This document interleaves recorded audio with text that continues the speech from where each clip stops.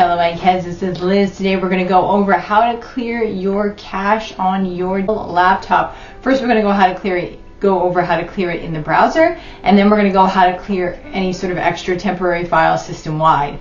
So let's get right into it. Okay, so first thing I'm going to do, with the browser of my choice open, I'm going to hit on my keyboard Control-Shift-Delete. And this works with most mainstream browsers, and then it will open up to this deleting browser data. And as you can see, you can check all the ones you want and then hit the button.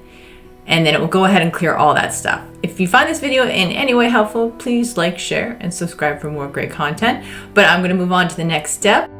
Okay, so we finished clearing our browser cache. Now let's move on to the system. First, I'm going to hit the Start menu, then I'm going to click on the System wheel.